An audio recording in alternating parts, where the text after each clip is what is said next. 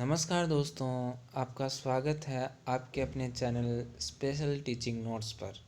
तो आज मैं आपके सामने एक मोस्ट इम्पॉर्टेंट टॉपिक पे वीडियो लेके आया हूँ जिसका नाम है लेक्चर मेथड।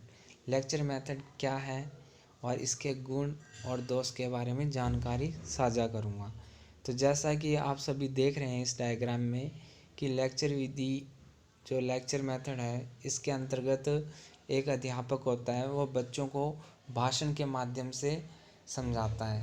ठीक है, भाषण के माध्यम से अपने जो पाठ है या उसका टॉपिक है जिसने उसने चॉइस किया है उसके उसको भाषण के माध्यम से समझाता है।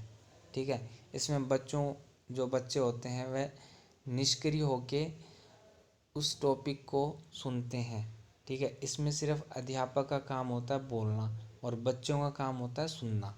ठीक है, बच्चे एक श्रोता का काम करते हैं। ठीक है, और जो अध्यापक होता है वह एक वक्ता का काम करता है। ठीक है, अब देखो ये क्या होता है। व्याख्यान विधि क्या है? लेक्चर मेथड व्याख्यान विधि सबसे सरल तथा सबसे प्राचीन शिक्षण विधि है। इस विधि में किसी भी पाठ को भाषण के रूप में बालकों के सामने पेश किया जाता है। इसमें अध्यापक किसी विषय पर कक्षा में व्याख्यान देते हैं तथा छात्र निष्क्रिय श्रोता होकर सुनते रहते हैं। व्याख्यान विधि में अध्यापक स्वयं को सक्रिय रहते हैं तथा भाषण देते समय यह नहीं देखते कि विद्यार्थी को ये पाठ समझ में आया है या नहीं आया। ठीक है, वह सिर्फ भाषण देने का काम करते हैं। व्याख्यान विधि में ये जानना कठिन हो जाता है कि विद्यार्थी किस सीमा तक ज्ञान को समझ सके हैं। ये विधि सिर्फ उच्च कक्षाओं हेतु उपयोगी मानी जाती है। ठीक है, इस विधि में विद्यार्थियों को सिर्फ सूचना प्रदान की जाती है, उन्हें ज्ञान प्राप्त करने हेतु ना प्रेरणा मिलती है और ना ही उनमें व्यवहारिक क्षमता पैदा की जाती है। कहा जाए तो व्याख्यान विधि एक अध्यापक केंद्रित शिक्षण विधि है। ठीक है, जो विद्यार्थियों की तरफ से किसी प्रश्न का उत्तर की अपेक्षा नहीं रखती है।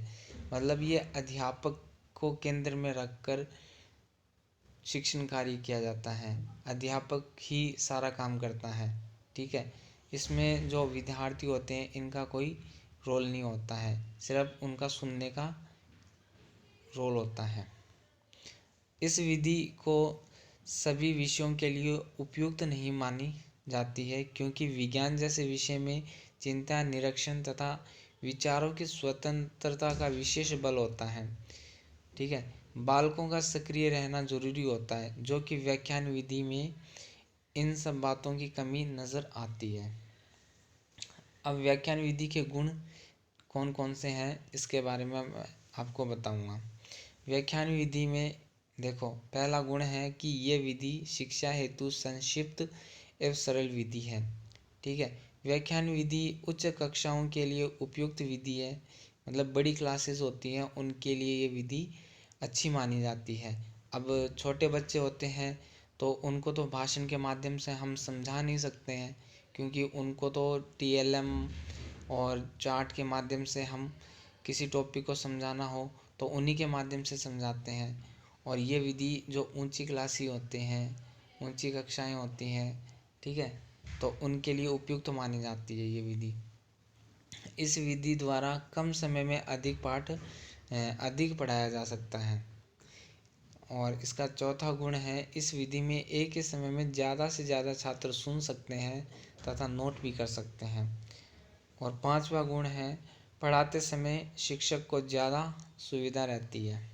ठीक है, व्याख्यान विधि के दोष कौन कौन से हैं? इस विधि में छात्र निष्क्रिय रहते हैं। ठीक है, इसमें सिर्फ अध्यापक का ही मेन रोल होता है। ठीक है, दूसरा इसका दोष देखो कौन सा है, इस विधि में छात्रों को नया सीखने का अवसर नहीं मिलता है। ठीक है, तीसरा दोष है इस विधि का, व्याख्यान विधि से छात्रों को खोज का अवसर नहीं मिलता है। चौथा दोष देखो इसका कौन सा है, इस विधि से छात्रों में नए कौशल का विकास नहीं होता है।